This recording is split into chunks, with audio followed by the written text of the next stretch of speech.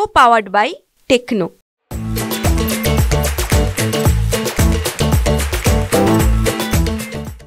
महाराष्ट्र प्रदेश काँग्रेस आजपासून 288 विधानसभा मतदारसंघात इच्छुक उमेदवारांच्या मुलाखती सुरू करणार आहे। वेगळ्या नेत्यांची निवड झालेली आहे, त्यापैकीच एक आहे काँग्रेसचे नेते आमदार अभिजित वंजारी। अभिजित भाऊ, किती महाराष्ट्रभर कशा मुलाखती होणार आहे, काय फॉर्म्युला आहे, किती मतदारसंघ? काल प्रदेश कार्यालयानं यादी जाहीर केली, त्याच्यामध्ये निरीक्षकांची नियुक्त्या त्याच्यामध्ये करण्यात आलेल्या आहे। वेगवेगळ्या जिल्ह्यामध्ये वेगवेगळ्या मतदारसंघामध्ये कोणकोणत्या ठिकाणी जाणार, त्यांच्या मुलाखती घेणार, असा कार्यक्रम तो आखलेला आहे। 1 तारखेपासून 8 तारखेपर्यंत आम्हा सर्वांना मुलाखती घ्यायच्या आहेत। प्रत्यक्षात त्या जिल्ह्यामध्ये जाऊन सर्व विधानसभेच्या जे उमेदवारांनी जागा मागितलेल्या आहेत किंवा तिकीट मागितलेली आहे त्या सर्वांचं म्हणणं ऐकून घ्यायचं आहे आणि तशा पद्धतीचा स्थानिक नेत्यांची सुद्धा, तिथले स्थानिक खासदार असतील, स्थानिक आमदार असतील, जिल्हाध्यक्ष असतील, यांचंसुद्धा म्हणणं ऐकून तशा पद्धतीचा अहवाल आम्हाला प्रदेश कार्यालयात 10 तारखेपर्यंत द्यायचा आहे। किती मतदारसंघात तुम्ही हा अहवाल घेताय महाराष्ट्रातल्या? 288 मतदारसंघात। कारण आता वाटाघाटी अजून सुरू आहे, वाटाघाटीच्या नंतर काय चित्र राहते हे माहिती नाही, त्याच्यामुळे सर्वच मतदारसंघामध्ये काँग्रेसला इच्छुकांच्या उमेदवारी घेणं, त्यांच्या मुलाखती घेणं हे गरजेचं आहे। त्याच्यामुळे 288 मतदारसंघामध्ये आता मला जसं चंद्रपूर आणि गडचिरोली या दोन्ही मतदारसंघामध्ये मला त्या ठिकाणी पाठवण्यात आलेलं आहे। चंद्रपूर जिल्ह्यामध्ये 6 विधानसभा आहेत आणि गडचिरोली जिल्ह्यामध्ये 3 विधानसभा आहे। अशा 9 जागेंवर जे इच्छुक आहेत त्या सर्वांचा आपण त्या ठिकाणी मुलाखती घेणार आहोत।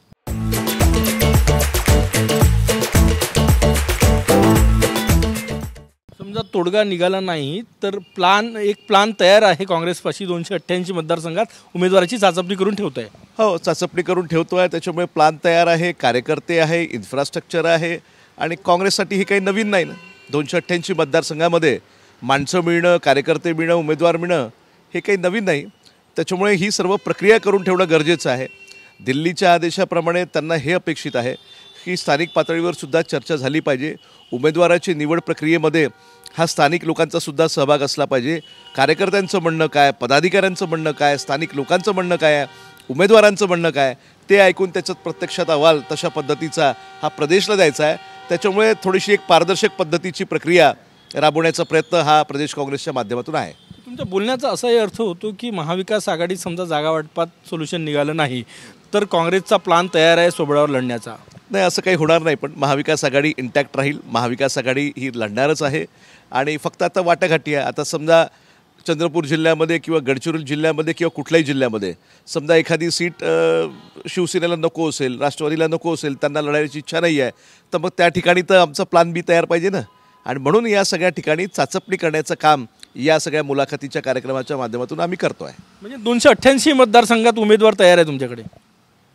हो, आता तशा पद्धतीची यादी तर आलेली आहे, त्याच्यामुळे सर्वच ठिकाणी आपल्या उमेदवाराची चाचणी करायची आहे आणि त्या पद्धतीने या प्रक्रियेला समोर जायचं आहे। निकष काय असणार आहे?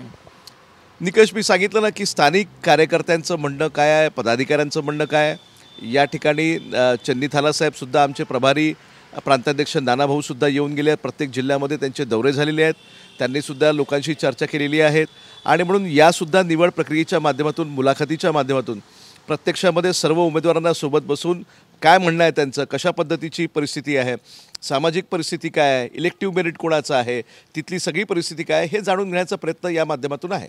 तुम्ही 288ची तयारी करता, तुमचे जे मित्रपक्ष आहे, ठाकरे गट, पवार गट, त्यांना वाईट वाटेल नाही म्हणजे तुम्ही महाविकास आघाडीत आहात? नाही, तुम्हाला सनसनीखेज पाहिजे असं वाटतं मला एकंदरीत, परंतु तसं भाग नाही आहे। महाविकास आघाडी इंटॅक्ट राहणार आहे, परंतु मी सांगितलं की जागांची अदलाबदली होऊ शकते।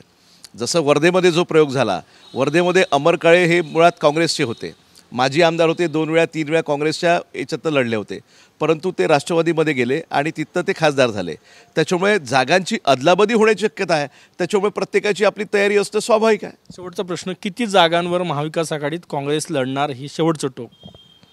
नाही, तो विषय माझा नाही, ते प्रांताध्यक्ष आणि सर्व दिल्लीच्या नेत्यांना ते ठरवायचं आहे।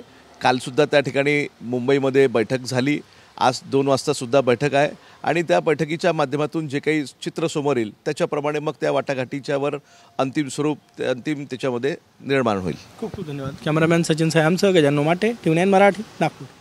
Co-powered by Techno.